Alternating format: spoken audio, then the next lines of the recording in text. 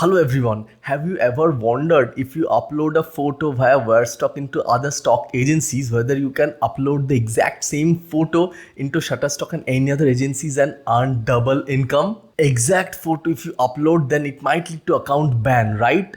No, there are actually 5 ways in which you can do it and your accounts will not be banned. I'll be telling you those exact 5 ways in this video, and the last way is actually my most favorite way of doing it, so please stay tuned till the end of video to get a bonus tip as well. Well, if you do upload the exact same photo just by minor cropping, minor adjustment of brightness and contrast, and even if you flip it to look like mirror, your account will be banned because it will be a copyright issue. So how you can exactly do it?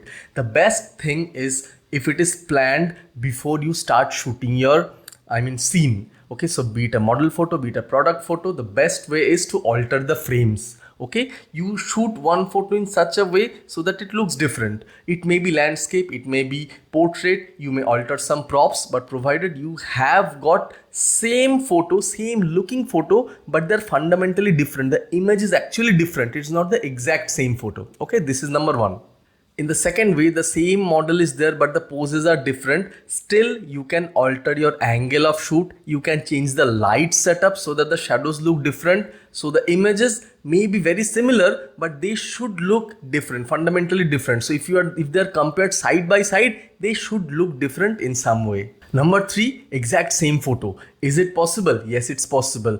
Only if you do a tight cropping. Suppose that it was a full shot, you take only the face shot and then you upload. You have to do some bit of color grading in Photoshop. You can put grayscale, you can put some effect, but while tight cropping you should keep in mind that the resolution must be maintained. So the exact same photo, there is a risk, but the photo should look fundamentally different while looking it side by side. It may be the exact same photo because you hold the copyright. You can actually claim if there is some copyright issue, but exact same photo by minor change is very dangerous. So mind it, while tight cropping, if you maintain the resolution, you are good to upload the exact same photo in both the agencies. Number 4, flipping. Can you flip? Yes, you can flip, but again during flipping you have to crop it, you have to alter. Maybe there is a copy space or empty space. You can include a box with a green text, okay, with a green text space, so that somebody can use that space and it looks different than the photo. Okay,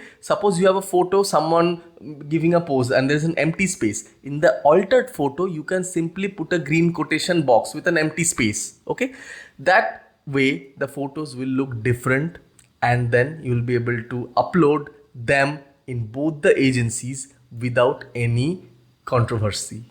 And finally, last but not the least, the best tip which I've saved for last is if you plan ahead during shooting, if you have in mind that you have both Shutterstock and all the other agencies as well as Wirestock that is in your chain of uploading agencies, you better shoot completely different photos during the same shoot. You rotate the angle, but you keep completely 5 different set of photos for Shutterstock and 5 different photos from Wirestock.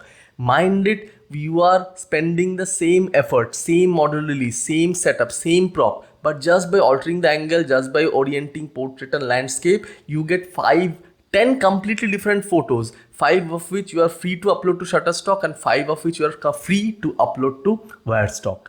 And now a bonus tip. This might deviate from what the topic of the video is. That has happened with me. If you are really good, if you think you are really good in entering metadata and keyword, suppose you have one photo and you have not decided where you can upload this, in Shutterstock and Wirestock. If you are really good in keyword and metadata entering, that's my request to you. Please directly upload them to Shutterstock and other agencies. Do not upload them via Wirestock, because in easy submission, Wirestock messes up all the title and metadata. In my cases, I have noticed whatever good title and description I thought, Wirestock completely messed it, and now all the files are still lying there and they have not sold. But on the contrary, if you know what you are doing, the best way is to manually keyword and metadata, give title and description to your photos and upload them directly to Shutterstock. Then you will not only expose it to the best audience by your knowledge in English, and you will also cut down the commission, because Wirestock also charges some amount of money if your files get sold. So please practice these tips and let me know whether you get the result. I am sure by the same effort you will be able to earn double. You will be able to increase your income twice in stock photography. Anyways, if you like this content, please hit the thumbs up because it helps me a lot. It will help those who are in need to see this video. This video will be reaching them very soon.